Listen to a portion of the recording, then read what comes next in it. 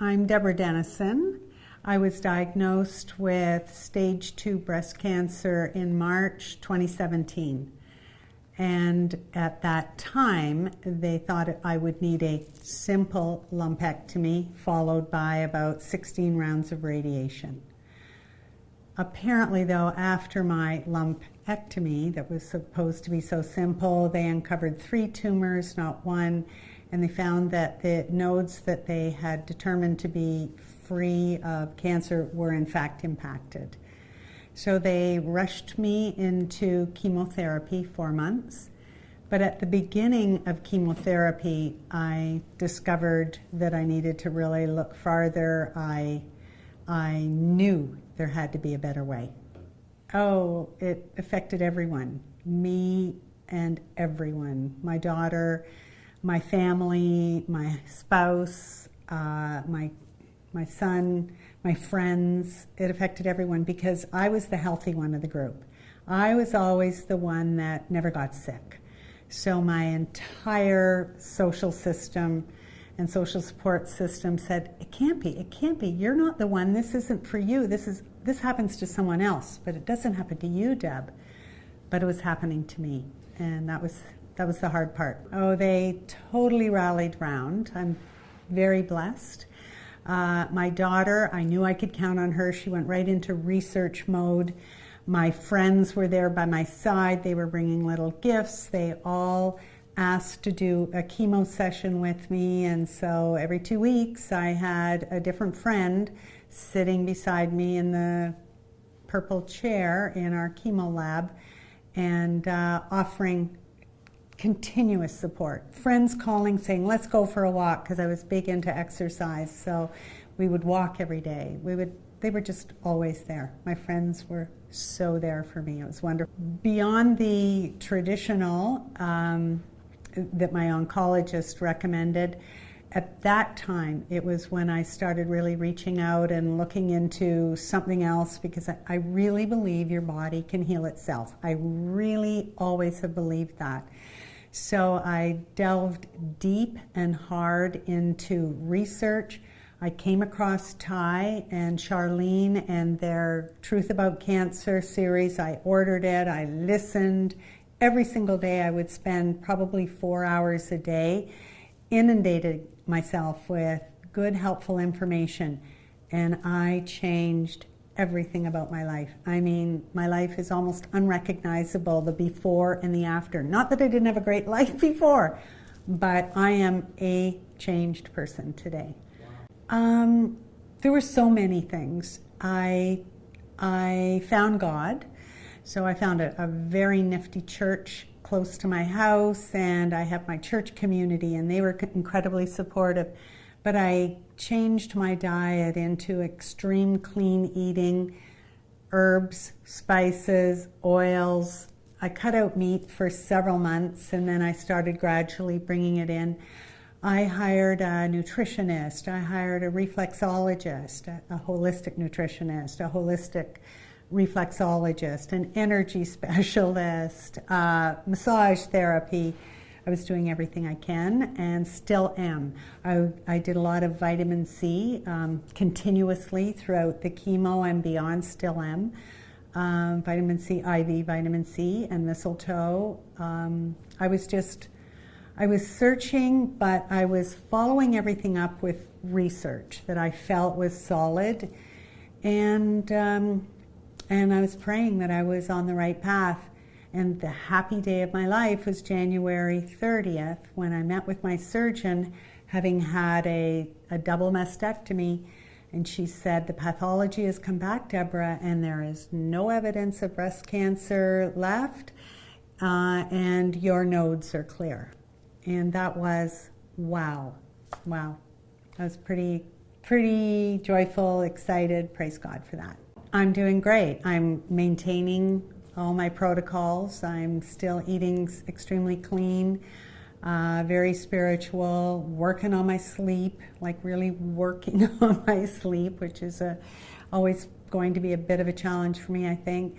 I'm still doing my IV vitamin C and seeing all my specialists, still doing it, continuing on with everything.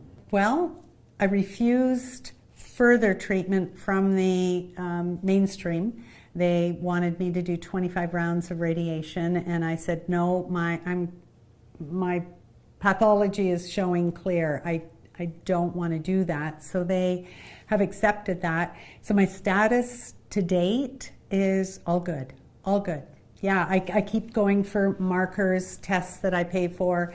Tumor markers, there are extremely low. So I have every reason to be cautiously optimistic, but extremely grateful that I feel so good. And I'm happy to be here. My number one recommendation is, I call them the A-team. The A-team is your standard team. You have to listen to them, but I don't think my number one recommendation is to take everything that they say as the only way to be. I believe wholeheartedly that cancer is a metabolic disease, and it can be beaten, and we just have to find out the root cause and fix that root cause. That is and find good people. Find people that are aligned with your line of thinking. Big thing is diet and exercise. I mean, no big brainer there. It's the big thing. Well, that's a great question, because my oncologist, I would go every 2 weeks for my treatments, and prior to the treatment, I always had to see my oncologist. And she kept saying, well, how are you feeling? Because I had 4 months of chemo every 2 weeks. And I said, I'm feeling really good. Surprisingly, I'm never sick. I don't feel nauseous. I am up and at 'em every day. I never have a down day where I can't get out of bed, which I had been warned about. So my aha moment at that point was, whatever I'm doing, which was throwing everything at it, but changing my diet big time and changing my lifestyle and my belief system, was working. It was working for me, and the IV vitamin C, etc. Something was working, and I didn't want to mess with that. Yes, this is important. I went in for a normal checkup that included a mammogram, and because I have breast cancer in my family, they always follow it with an ultrasound. Mammogram was clear, everything good, but the ultrasound picked up, they thought, a small tumor. And so my GP said, well, you know, it's a small tumor, it's probably benign, it'll be okay. That was in March 2017. And I said, okay, yikes. I knew in my heart it wasn't going to be benign. I knew it would be malignant. So when the radiologist did a biopsy, he said, I don't like the way this looks. And that was about in the beginning of June. I don't like the way this looks, Deb. Make sure you don't fall through the cracks. Make sure you call for the results.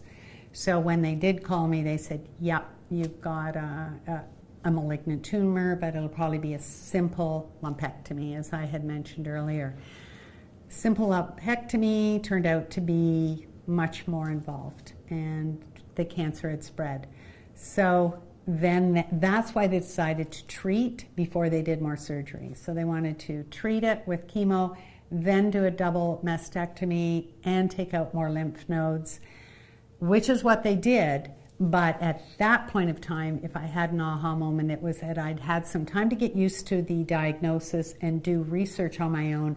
And that's when I decided to take charge and not be so scared. I wanted to be that, my girlfriend said, you were a warrior, not a worrier. I decided to be that warrior and to be the expert in my field, and I vowed to know more than what my medical people knew. Pray. If you haven't found a strength in prayer, find it.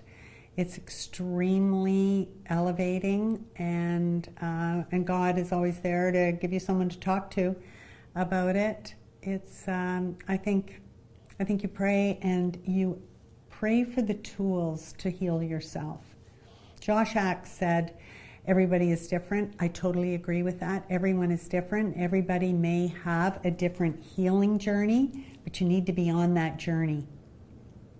Jump on that journey bandwagon, and please don't let yourself settle for just what our traditional medicine, our modern medicine is dictating. There's way more than that.